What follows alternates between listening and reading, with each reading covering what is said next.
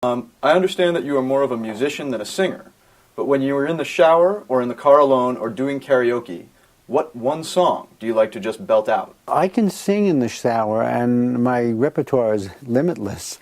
I can sing anything in the shower, and I sing all the jazz and pop tunes, all the Cole Porter tunes, and my rendition of "Easy to Love" by Cole Porter is probably as good as one could hear in the shower.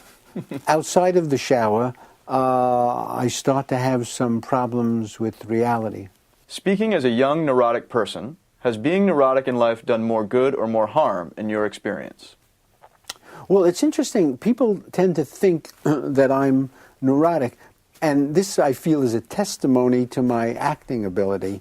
Over the years, I've played the neurotic, and I played it so well, I think. I'm not a good actor, but that I can do.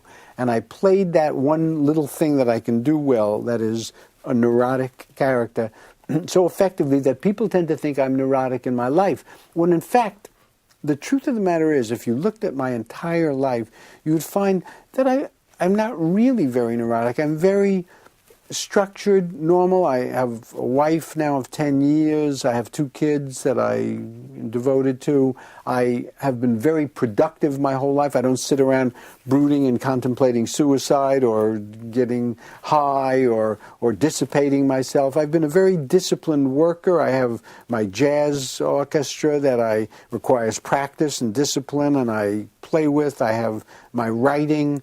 And I've been able to do all these things on an ongoing basis for years, and a neurotic personality would have trouble with that. So I think that I'm not neurotic, that I'm very middle class, blue collar, beer drinking, television, T-shirt jerk at home, not someone who's ensconced in Kierkegaard or Spinoza, but my image is quite different because of what I've played.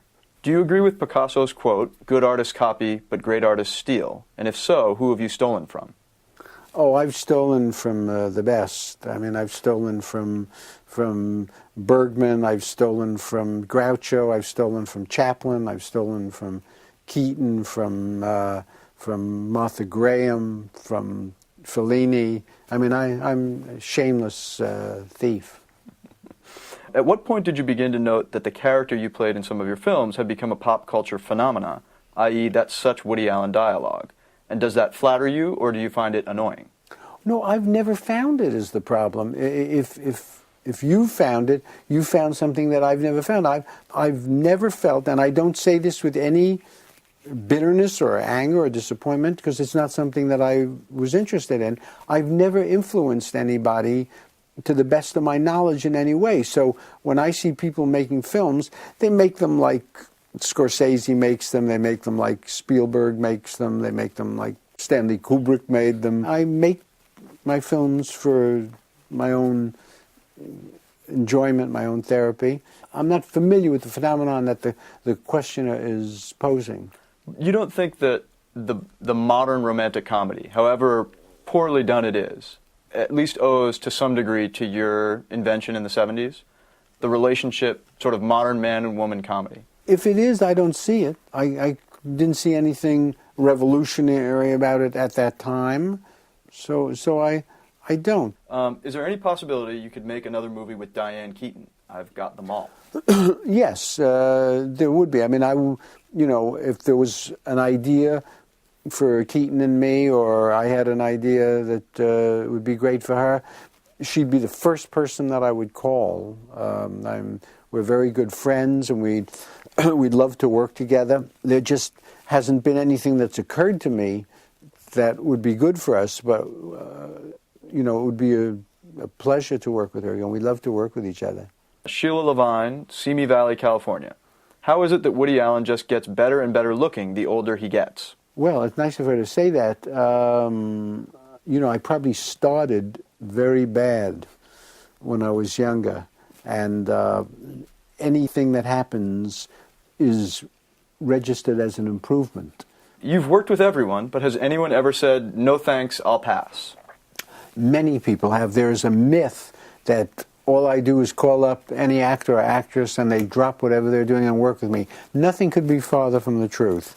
I don't like to name names here, but there have been actors and actresses that have passed because the money was not enough, passed because they didn't like the script that I sent them. So yes, I have been turned down any number of times. Now, I've had a good many acceptances, but it has certainly not been a perfect record by any means. I never, ever hold that against anyone. It would never occur to me to. I offered Sean Penn 3 movies before he did Sweet and Low Down. I've offered other people, that I have no problem with that at all. You could turn down my movies a dozen times, and if I have a part that's good for you, I'll always offer it to you and hope for the best. Do you have a dream project, a script sitting somewhere waiting to be made into a film, just waiting for the right producer or the right actor? No, I don't. I mean, I finish a thing. That's why I said blue collar before. I finish a movie, and then I sit around for a couple of days, and and I think, what the hell am I doing? It's boring, and I start working on something else, and I try and come up with a new idea.